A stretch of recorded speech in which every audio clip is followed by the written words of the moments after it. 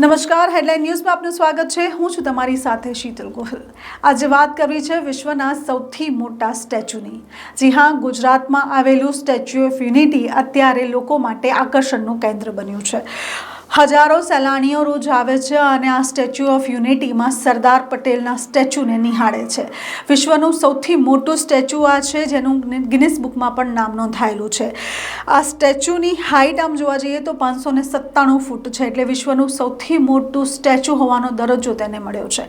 વાત કરીએ આ સ્ટેચ્યુ બનાવવાની શરૂઆત ક્યારે થઈ હતી, તો 2013માં આ સ્ટેચ્યુ બનાવવાની શરૂઆત થઈ હતી અને 2018માં આ સ્ટેચ્યુ બનીને કમ્પ્લીટ થયું હતું।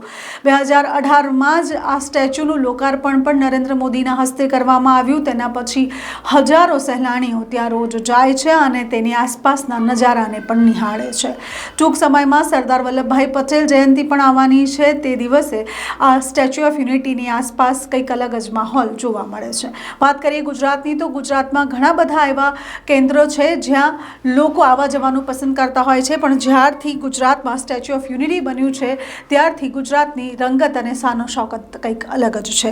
વાત કરીએ આ સ્ટેચ્યુ જેને બનાવ્યું છે તેની, તો આ સ્ટેચ્યુ રામ સુથારે બનાવ્યું છે, જેને ઘણા વર્ષો લાગી ગયા, પણ આ સ્ટેચ્યુ તેઓએ પોતે ડિઝાઇન કરીને કમ્પ્લીટ કરાવ્યું છે।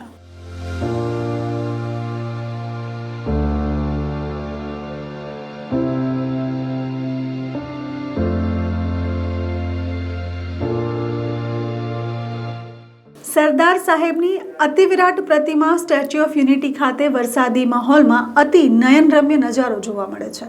સમગ્ર ગુજરાતમાં જ્યારે મેઘમહેર થાય છે ત્યારે એકતાનગર હિલ સ્ટેશનમાં ફેરવાઈ જાય છે અને તેનો માહોલ કંઈક અલગ હોય છે।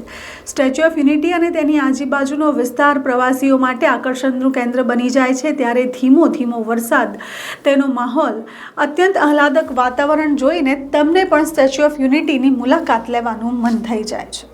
જો તમે સ્ટેચ્યુ ઓફ યુનિટીની મુલાકાત ન લીધી હોય તો જરૂરથી એકવાર સ્ટેચ્યુ ઓફ યુનિટીની મુલાકાત લેજો।